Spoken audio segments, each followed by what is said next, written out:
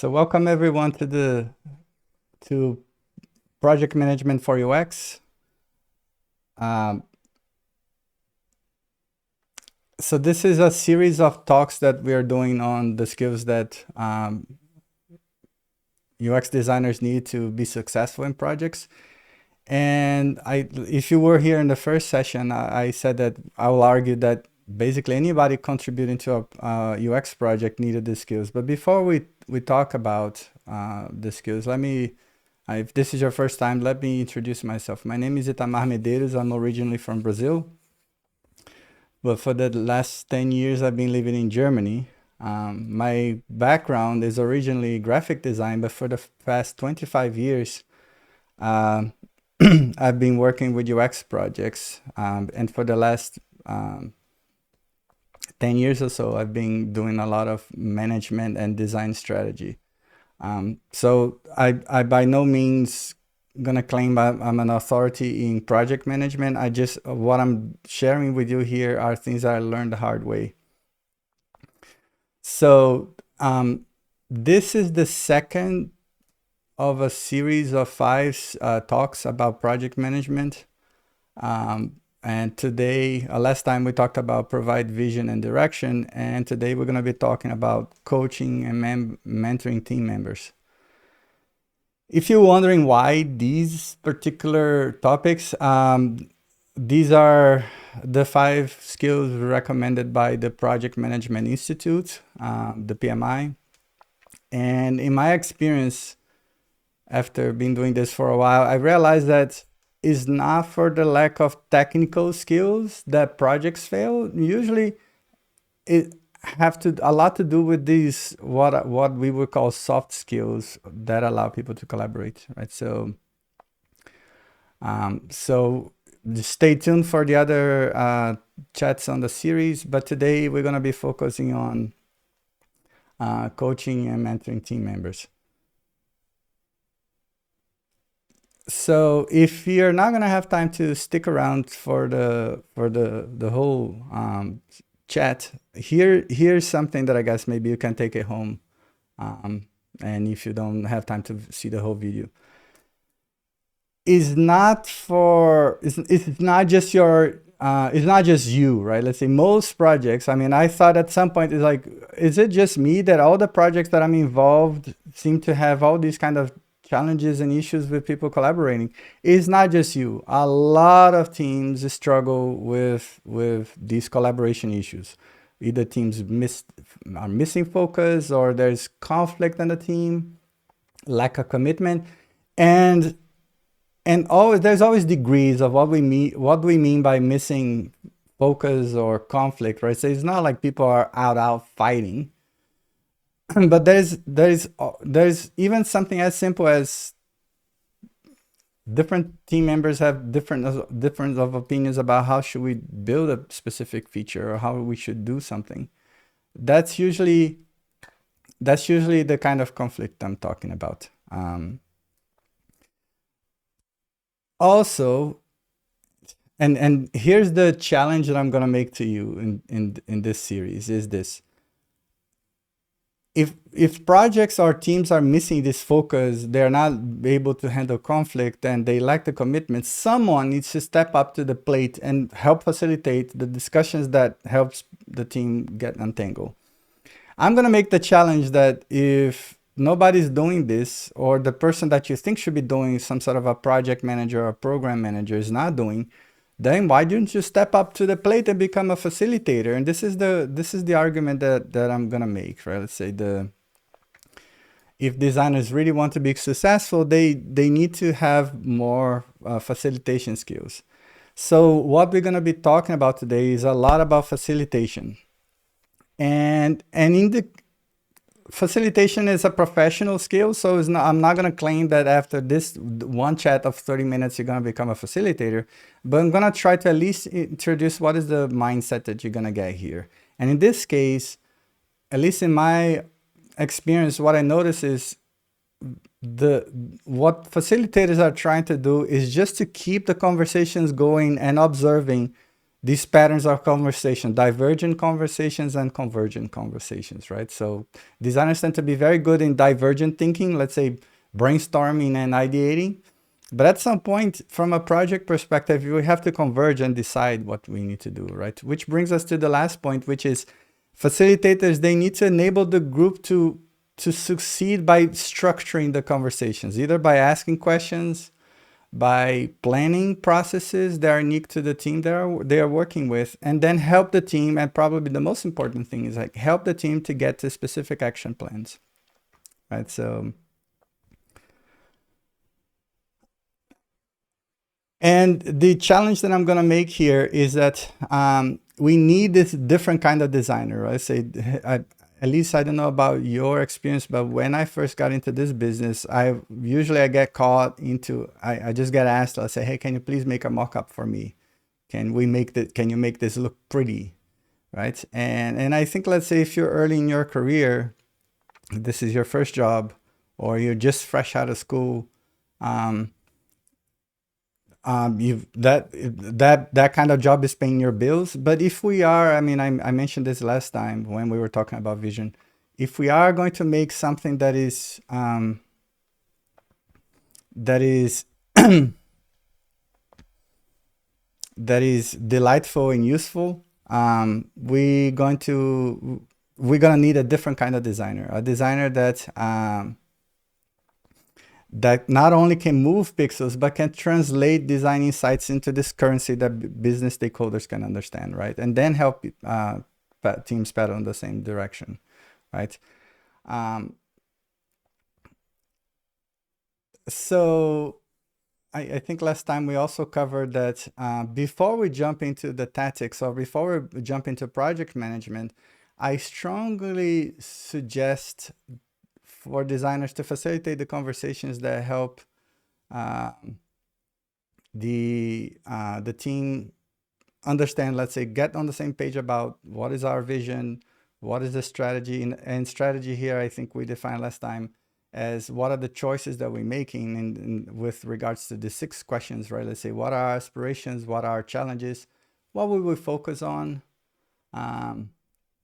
what are our guiding principles, what type of activities we need to conduct, how we're going to measure success. So from a project management perspective, the 3 questions on the right, the 3 questions on the left, what are our aspirations, what are challenges, what we'll focus on, are closer to the vision. What are guiding principles, what type of activities, how we measure success, are closer to the project management side of things, or tactics.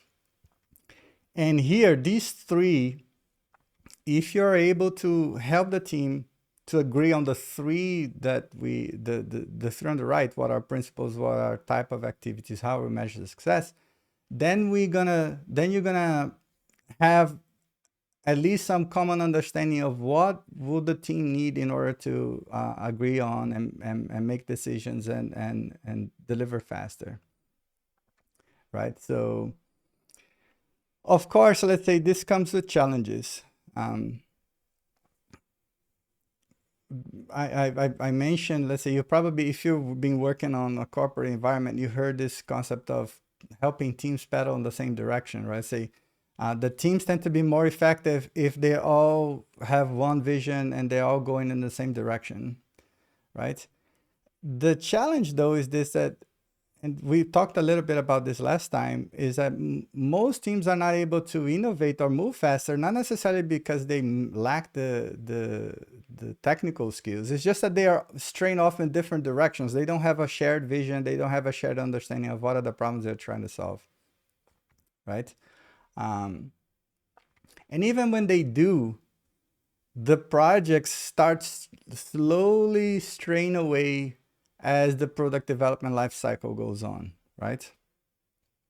It doesn't matter at that point if the team lacks a vision or the vision is poorly communicated, the result is the same, right? The teams will lack engagement and slowly drift apart. And here's something that I've kind of learned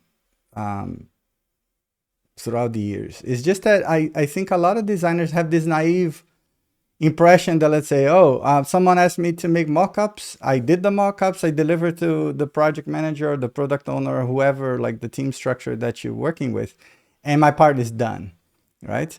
But what happens is, and this is something that Jesse James Garrett talked, I don't know, almost more than 10 years ago in his like elements of user experience, that a product coming to the world, something, whatever is that most human beings create, unless you're a craftsman, that you are you're building something that you are the only person responsible from beginning to end.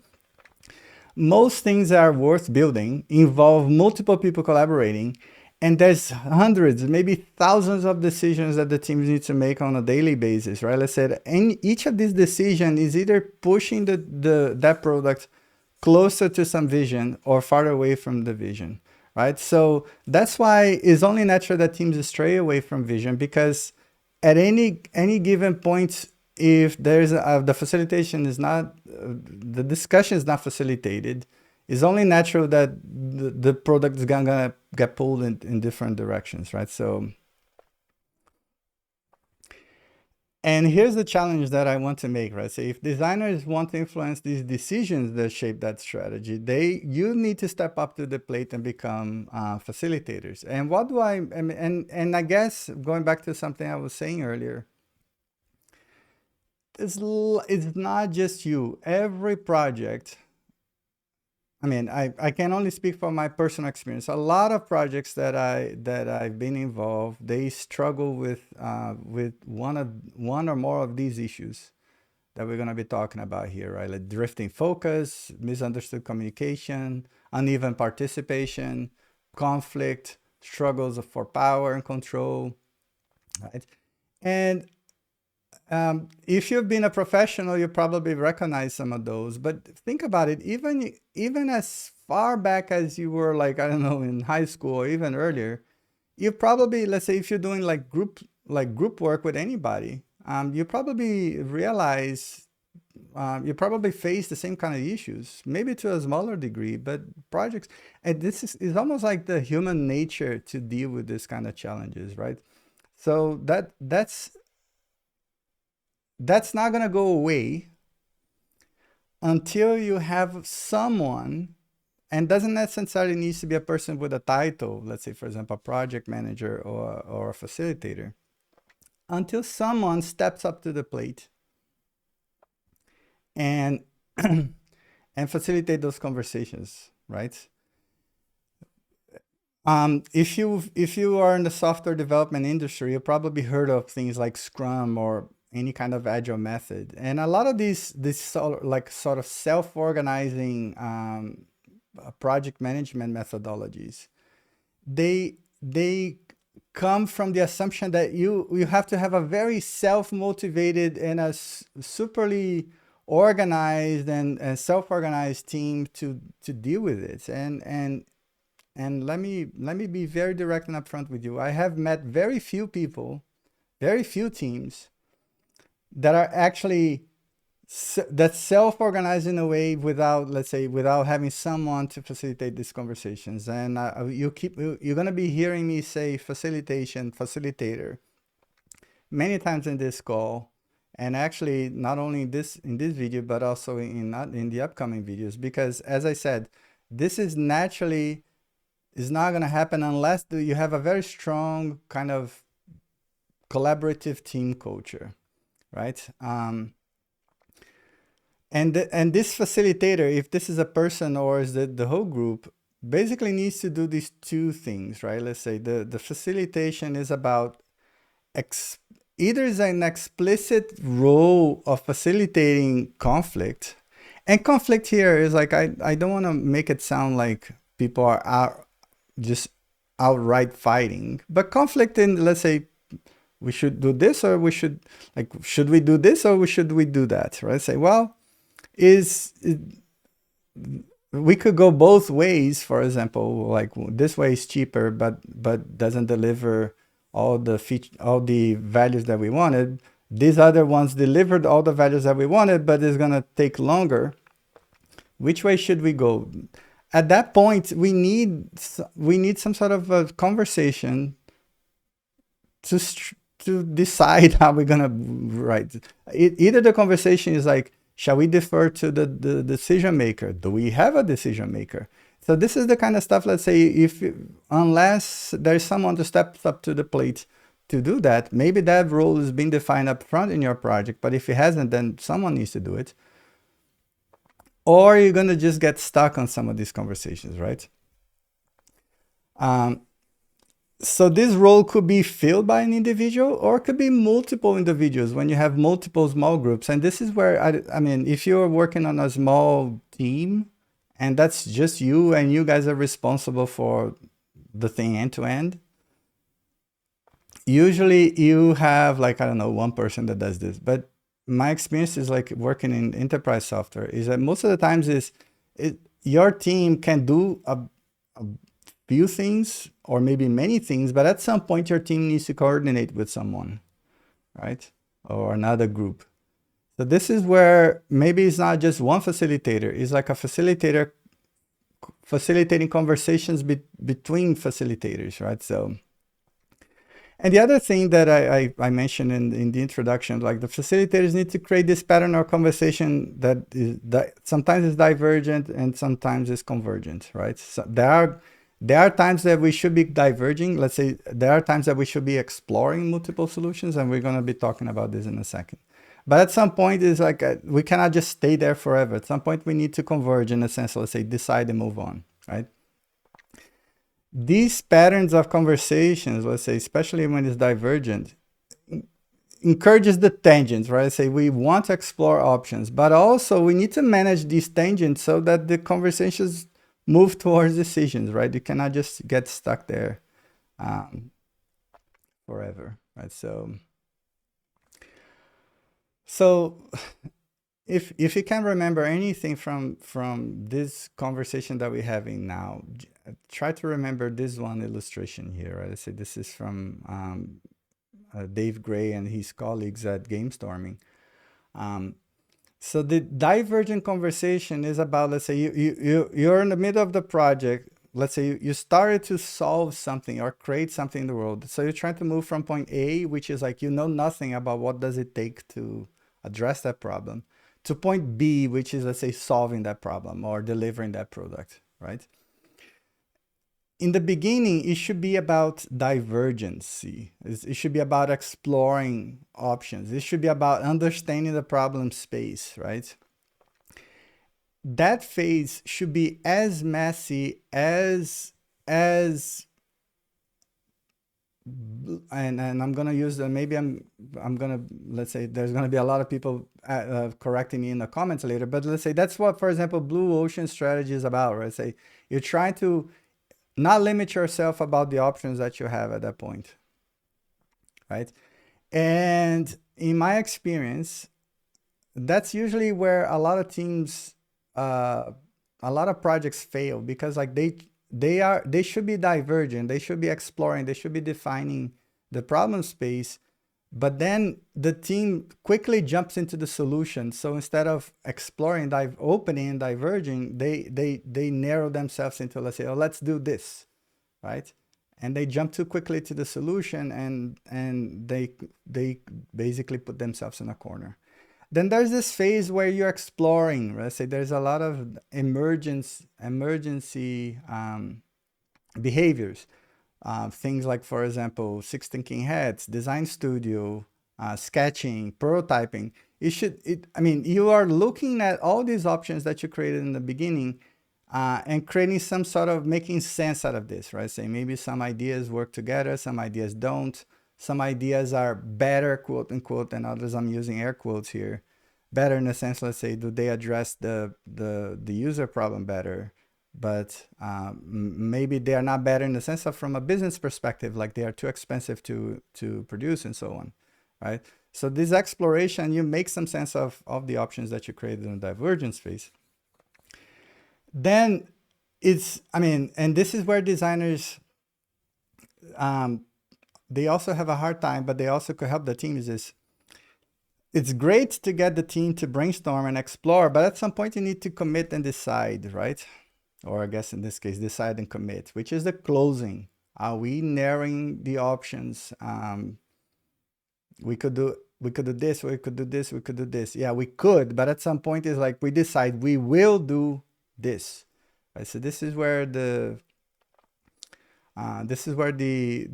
convergence happens. And again, if there is no one person that has that role in your team, that the team is naturally not gonna converge into anything. They're just gonna keep going, going, going. And at some point, it's like it either that per, it and this is usually the sad thing about project management is what happens is like if you don't converge intentionally, if you don't have a process to narrow down your options and make a decision, the decision is going to be made for you, right? So for example, think about your school projects, right? Let's say, the deadline is tomorrow, I have to deliver this paper.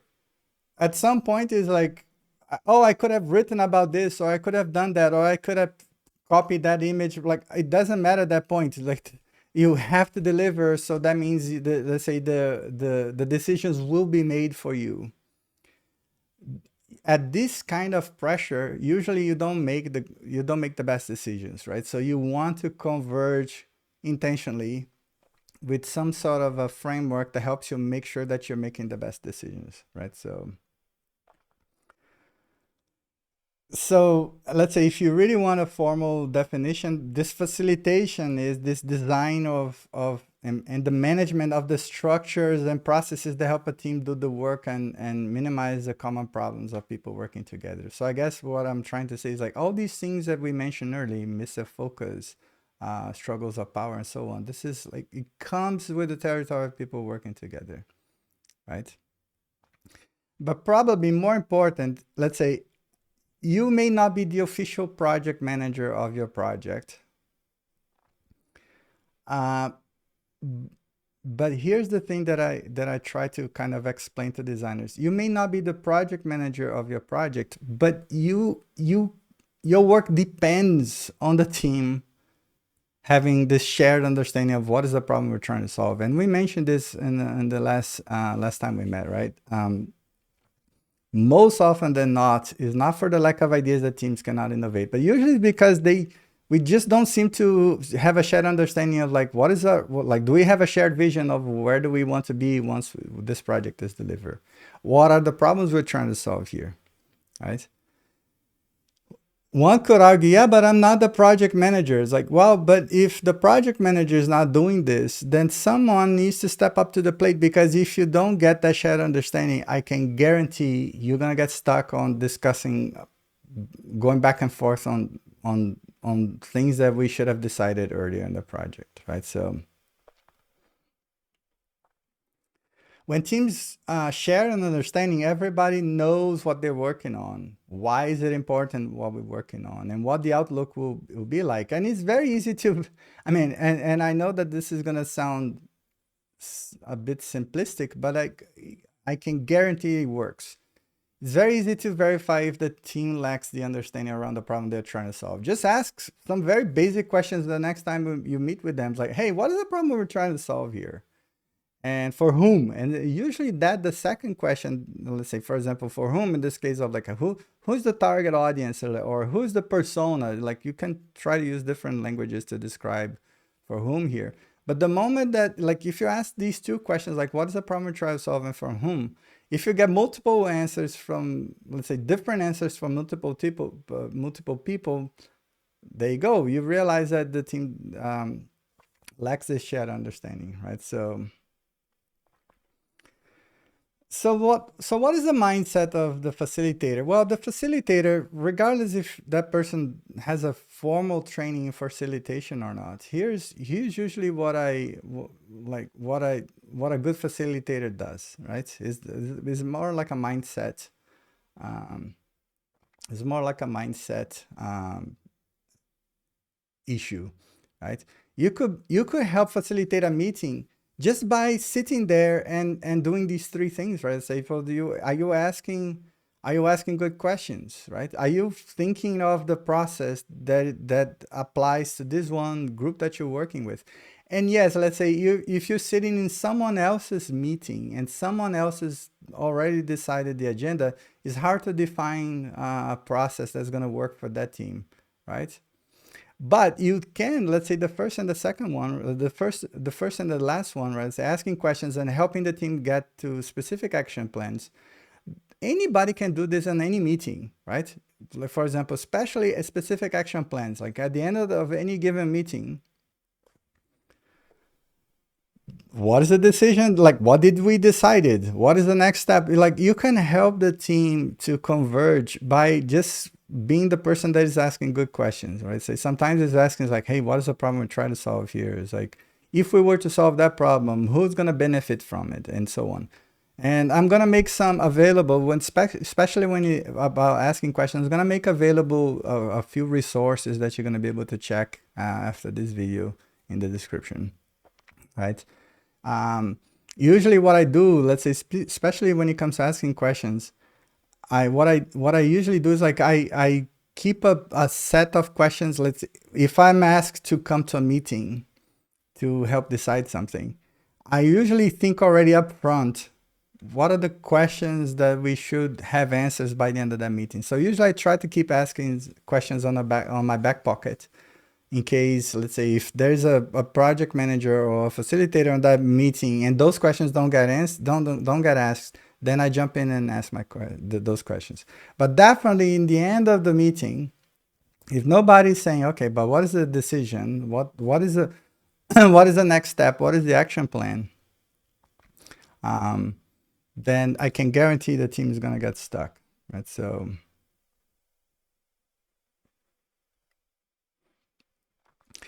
and usually what happens is this: the facilitation is about asking questions, it's about designing a process that fits the team. But let's face it, it's not like every project is 100% completely unique.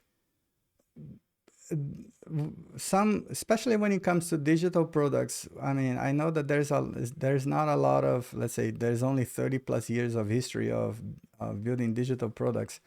But there is this general, at least my observation is that if you think about things like the double diamond framework from the Design Council, or basically any other kind of project management methodology, and if you think in terms of the facilitation aspect, all you're trying to do is just, let's say, you manage these conversations, going back to something that we said earlier, manage these conversations in terms of divergence and convergence. Some phases are divergent by nature of the project, right? So especially if you think about the discovery phase, when you try to identify and articulate the problem, right? So you should be asking questions, like you should be helping the team address some of the fundamental questions. Let's say, what are the personas that we're going to focus for this project? What are the key problems that we need to solve for them? What does success look like, right? Then you need to go to some sort of define phase. I mean, you can call it define or call it whatever, but there's this one phase that you crystallize all the valuable potential futures, and you try to get some focus, right? Let's say, do the concept designs help achieve business and user goals? Or like, what have we done any technical feasibility? Like, which of our options we can actually implement given the time that we have? And then at some point, you just get to build the stuff that we said that we were going to do, right? Prototype, test, and learn, and so on. Designers, developers, product managers tend to be frustrated at some point that things don't go according to plan, but it's just the nature of development, right? Let's say in the define phase, we thought that we addressed all the questions, but then at some point, more questions arrive, like hopefully less questions and more specific questions than during the beginning, right? Let's say, so for example, during the development phase, we're still talking about what are the personas, what are the key problems they're trying to solve. It's too late, right? Let's say you should have focused this earlier, right? So the more that you have to revisit decisions from the previous phase, the higher the risk, and the more you're going to introduce divergence again, right? So this phase you should be thinking about, let's say, did our technical feasibility seems to be holding on? Let's say, are we going to stick to the estimations that we did? Have we scheduled usability testing? Have we were the users able to complete all the tasks that we were hoping that they would complete, right? And so on. And then the delivery phase, right, where we actually put the product in the world, right? At this point, there should be little or no questions, right? And something that I usually try to explain to teams is this: there's this very different mindsets in these sets of phases, right? In the strategy phase, which is like during the discover and define, is not about deciding and planning. It's more about, are we working on the right things? Are we doing the right things, right? So it's about the choices that we're gonna make. In the later phases, the developer deliver is, are we doing things right? Right? Let's say, so for example, if you're familiar with agile methods, you're talking about things like estimations and velocity and so on, right? Let's say I'm gonna say something very controversial here, but in a lot of these agile methodologies, they optimize for efficiency, right? Are we building things faster? Is our velocity increasing? What are the roadblocks that we need to address, right? Saying is a strong focus on implementation. At that point, if you're still talking about like what are the key problems we're trying to solve and blah blah, something went something went wrong at that phase, right? So if you're still talking about, let's say, of course, let's say it's not like we can change our minds, or let's say that we should be still kind of considering if your strategy work and let's say capturing signals to think about, should we be pivot, persevere, stop? But those should be far less in between, right? The development and the delivery phase should be all about, let's say, building, learning, and iterate as much as possible, right? So we talked about the work of facilitator. So you're gonna become a better facilitator by adopting these be able to navigate these mental states, convergent, divergent. You need to get very comfortable with this, right? As the situation requires, you need to combine different approaches to, let's say, things like, sometimes you're doing a lot of design thinking or brainstorming. Sometimes you need to be very analytical. Let's say, do we have data about usage and stuff of the user, about our product and so on? Or sometimes you need to do a lot of system thinking, connecting the dots and see, like, try to get the team to, let's say, I know that this is kind of cliche, but let's say get the team to think out of the box, right? So, and then develop this process awareness, right? Let's say,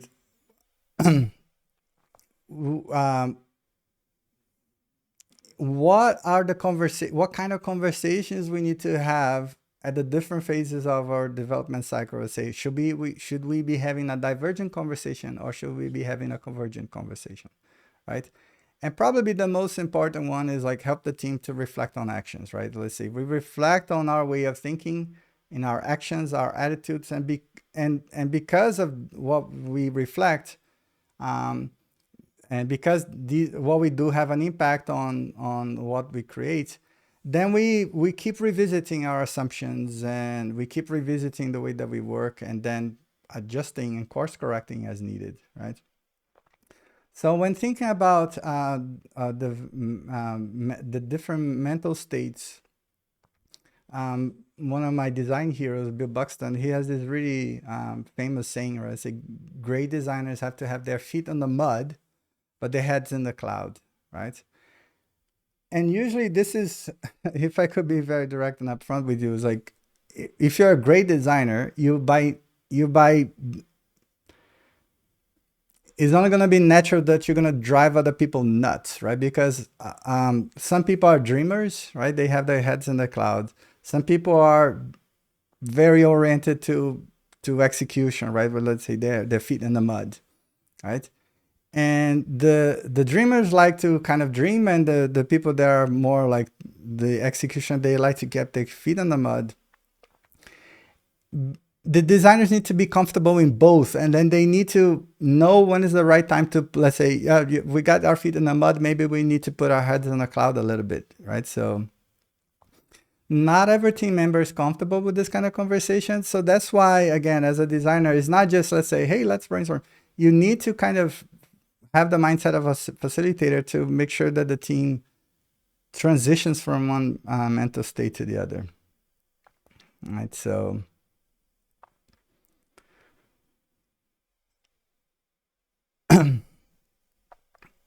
the this developing this process awareness is all about um, helping teams not jump too quickly to solution, right?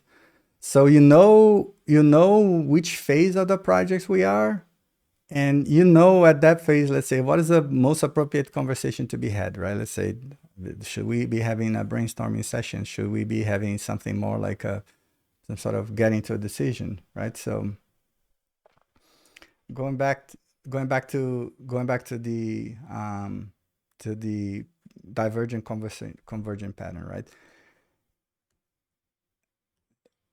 After many years of being facilitating meetings, what happens is like you don't have to think this through every time, right? Let's say you know the phase that we are, and you know what kind of conversation we'll be having, and you already have, like, in the back pocket, you already have like a set of tools that say, oh, maybe we should be using a six thinking hats, which is a divergent, is actually both a divergent and convergent method. But on the other hand, you should be having things like, for example, oh, let's have a round robin, which is like a divergent method.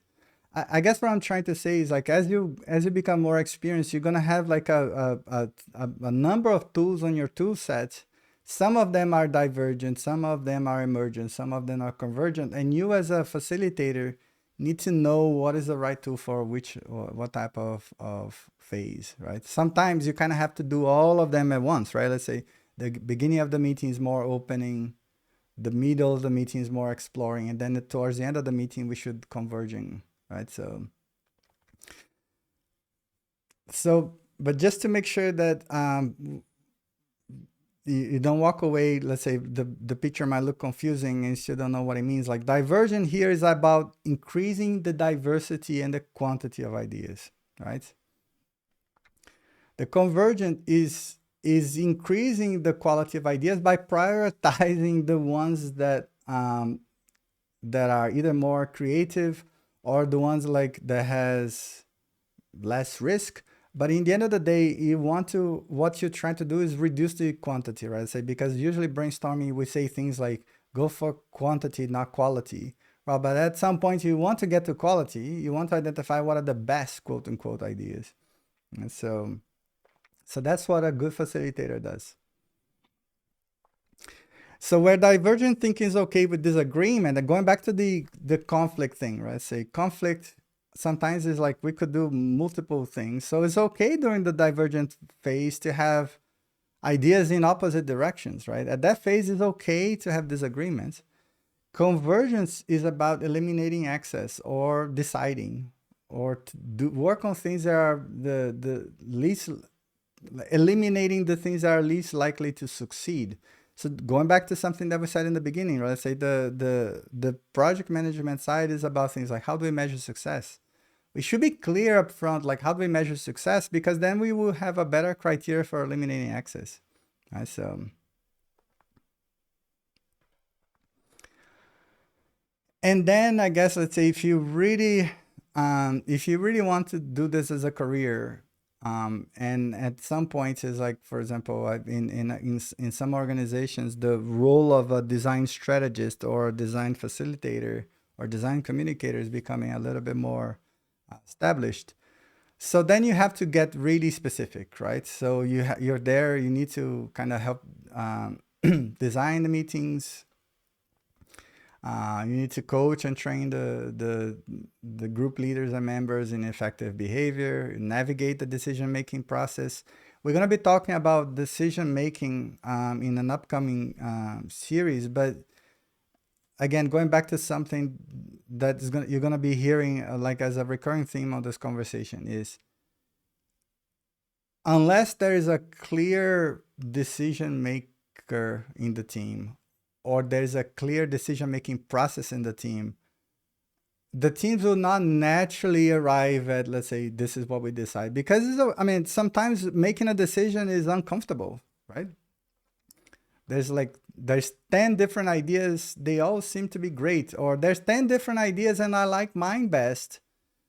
How do I get the team to convert on my ideas? Like, so if there is no decision making process, or there's no decision making role, you're gonna get stuck, right? Let's say that at some point someone else is gonna have to decide for you, right? So, and probably the one that is the most important from a project management perspective is ensure to follow up action, right?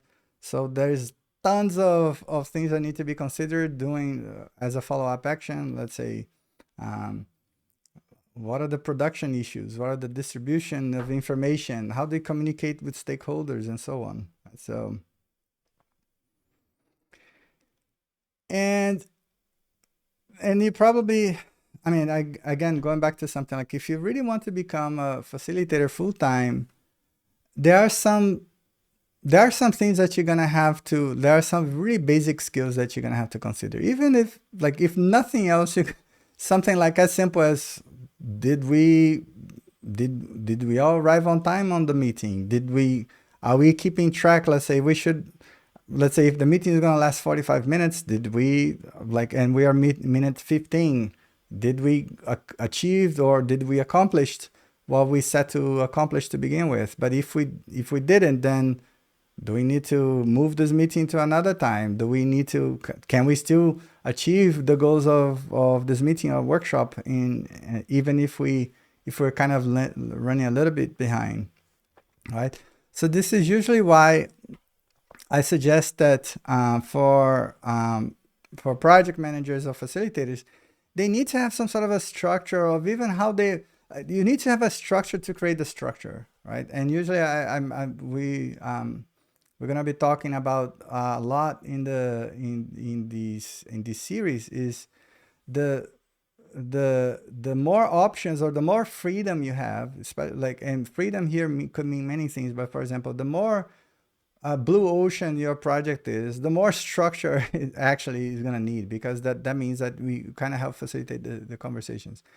There are many ways to kind of create this structure. The Method Kit group created this idea of, let's say, well, here's a checklist of things that you need to organize for a workshop. But I mean, in my experience, what I noticed is like facilitators, they need to have this kind of tool set of structures and checklists and canvases to help facilitate the conversations, right? So for example, something that I observed a lot of teams struggle is like, we don't seem to move on because we don't know how we do work, right? Say we don't have clear roles and responsibilities. We don't have to seem a clear understanding of what our goals. And the thing is that, like, most of the times it's not like we consciously know that these things are lacking. Sometimes we just get stuck on like back and forth of conversations and not deciding things. And it kind of takes a facilitator to actually get people to sit down and talk about these things, to even realize that they're missing, right? So instead of like just let the teams struggle, why don't we have these conversations to begin with, like in the beginning, right? And then at some point, at any given time, you have to have in the let's say, going back to the facilitation skills, you have to have something on your back pocket, a bunch of tools to kind of help facilitate conversations, right? Let's say, and even something as simple as like, you're gonna see if you go to, let's say, scour the literature on facilitation, or if you go to the internet, there's tons and tons of examples like this, right? Let's say prioritization grids or any kind of visual thinking tool that helps people cluster ideas, right? Let's say, so for example, importance, feasibility, right? My experience, what I notice is this: sometimes it takes for you to realize what is the tool set that kind of the team is gonna react better to in the conversation. So for example, in this case here, let's say, what does feasibility from the perspective of the team means? What does viability mean? Like, so it's not just here's the tool. It's more like explaining and making sense that the team understands what is the conversation that we need to be having now. As I said in the beginning, this is I cannot turn people into facilitators just after a 30-minute conversation, but I'm gonna make some tools available for you to check. If you are interested in conversations like this, you can always follow me on social media. But I made I made a bunch of links for this presentation available on my blog. You can check on. You can either check by scanning the QR code there, or you can check on the description on the list when this video is available.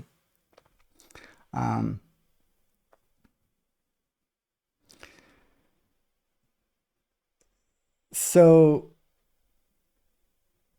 but just a recap, right? It's not for, I mean, without some intentional facilitation, it's only natural that teams are going to struggle with collaboration, missing focus, conflict, and so on. Most of the times, what the facilitator is trying to do is just get people to either diverge or converge, and the team and the facilitators need to, basically, they should be thinking like, what does it take for this team to succeed? Like, what kind of questions we need to be asked, what kind of processes they need, and so on. So thanks everybody for joining this conversation. Just as a reminder, this was part 2 of a 5-part series. So stay tuned for the other parts of this conversation. So thanks everybody, and I hope to see you next time.